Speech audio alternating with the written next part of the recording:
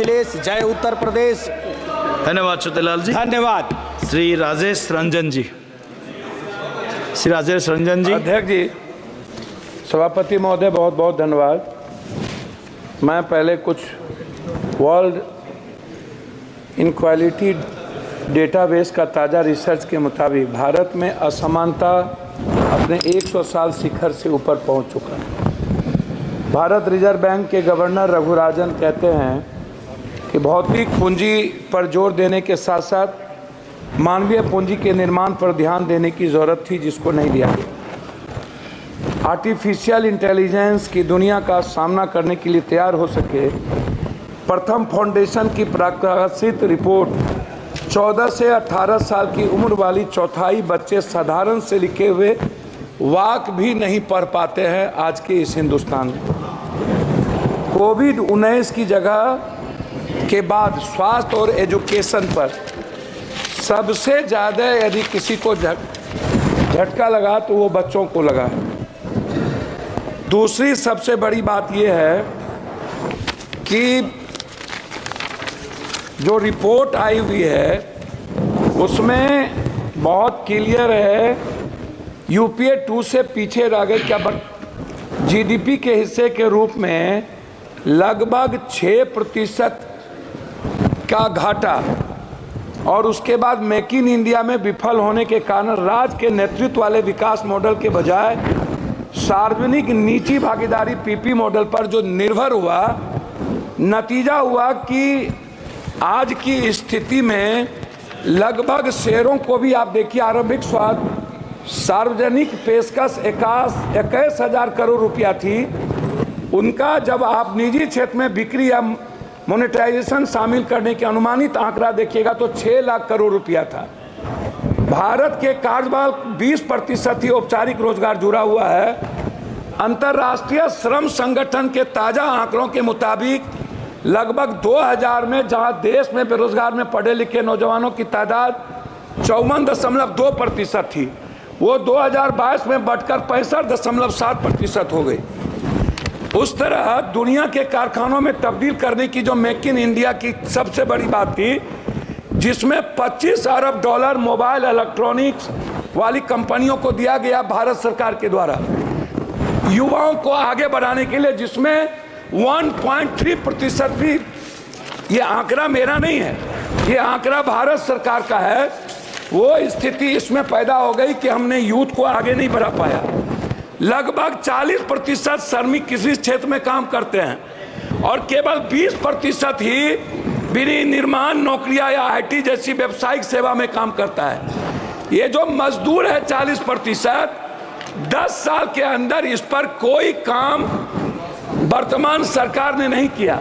खास तौर पर अनुसूचित जाति एससी, अनुसूचित जनजाति एसटी, पिछड़ा वर्ग ओबीसी आरक्षण के संदर्भ में आप उठा करके देखिएगा, जितनी प्राइवेट नौकरियों की बात आई नियोजित, उस पर कभी भी आज तक सभापति महोदय निजी आरक्षण को लेकर के वर्तमान सरकार 10 सालों में कभी भी किसी भी बजट में प्राइवेट आरक्षण को लेकर एसटी एससी अत्यंत पिछड़े वर्ग के लिए जब आपने सरकारी नौकरी खत्म कर दी, उसी का एक हिस्सा है बजट में जो आया है ओबीसी वर्ग के लिए, जिनकी राह में कठिनाई, छात्रों की pre 210 crore, post matric 10 crore, लगभग 921 करोड़, छात्रवृत्ति नेशनल फेलोशिप 55 करोड़, विदेशी शिक्षा की सब्सिडी स्कीम 25 करोड़ तथा छात्रावास योजना पर 45 करोड़ रुपया की अनुमानित, मतलब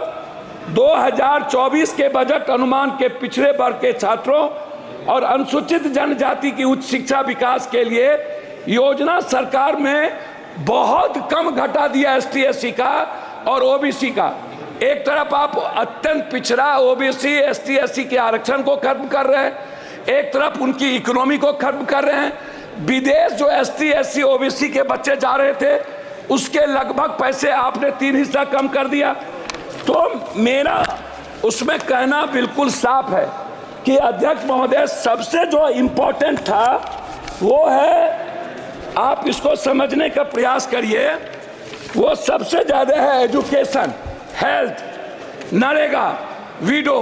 मैं सभापति महोदय विडो के बारे में जो 6 पेंशन है, विधवा पेंशन है, वृद्धा पेंशन है, निःशक्त पेंशन है, मैं सरकार से जानना चाहूंगा ये 300 रुपया कब तक आप दोगे? 400 रुपया कब तक? क्या इस पेंशनधारी को 1000 से 2000 रुपया वृद्धा पेंशन को क्या नहीं बढ़ाना चाहिए? दूसरी चीज, नरेगा जिस पर मजदूर निर्भर है, मनरेगा की स्थिति को आपने कितना कम बजट दिया है, आप इसको देख लीजिए।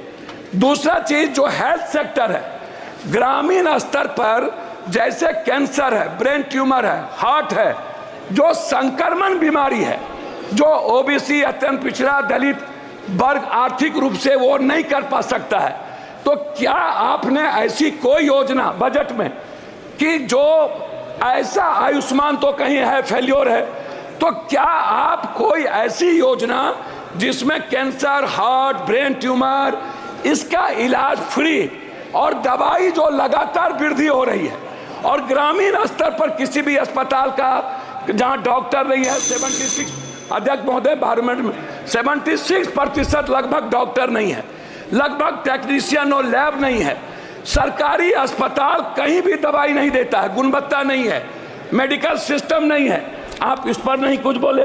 मेरा सिर्फ आपसे अंत में कहना यह है कि आपने जाति जनगणना, मेरा कहना है कि अध्यक्ष महोदय कि जाति जनगणना के लेकर के आपकी क्या राय है, इस पर आप कभी चर्चा नहीं करते हैं।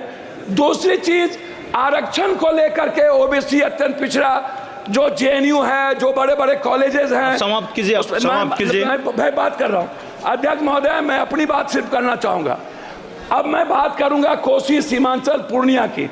मेरा रिक्वेस्ट आपसे यह है कि पूर्णिया में आईआईटी और आईआईएम का हब, सीमांचल पूर्णिया में केंद्रीय विश्वविद्यालय, अखिल भारतीय आयुर्वेदिक संस्थान सहरसा में, आप समाप्त कीजिए। समाप्ति कर रहा हूं अपनी बात करके। कोर्ट स्टेशन और पूर्णिया जंक्शन में वाशिंग पीट, लगभग कोसी नदी पर हाई डैम, पूर्णिया बिहार को उप राजधानी, दूसरा उच्च न्यायालय बेंच की अभिलाष कर रहा हूं, मक्का और मखान। मैं आपसे आग्रह करूंगा सौमित्र खान जी, सभापति प्लीज कंक्लूड, प्लीज। मैं बजट के लिए, मैं सभापति महोदय, बजट में फूड प्रोसेसिंग और डेयरी मिल्क, मक्का मखान के लिए मैं इस बजट में चाहूंगा कि बिहार को विशेष पैकेज के रूप में जितने बंद पड़े फैक्ट्री हैं, क्योंकि मजदूर बाहर जाते हैं 2.25 करोड़, इनके लिए कोई इंश्योरेंस नहीं है, किसी मजदूर का। धन्यवाद, धन्यवाद, प्लीज। धन्यवाद चेयरमैन सर। आज पहले कारगिल जय दिवस है। आज हमारा देश का प्रधानमंत्री जी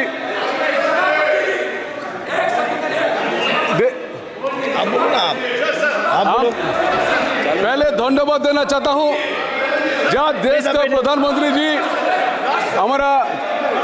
एक सेकेंड आप मेरा आग्रह 15 सेकंड में बोले, 15 सेकंड। मेरा आग्रह है अध्यक्ष जी, ये जो आप जैसे आंगनबाड़ी, रसोईया, आज कारगिल जय दिवस, ममता, आशा, नियोजित, संविदा, शिक्षा मित्र, मेरा 2 ही इसमें सबमिशन है।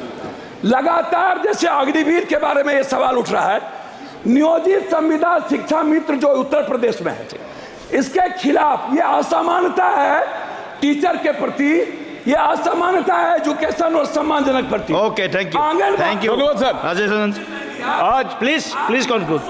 कोई चीज सौमित्र खान जी, प्लीज स्टार्ट।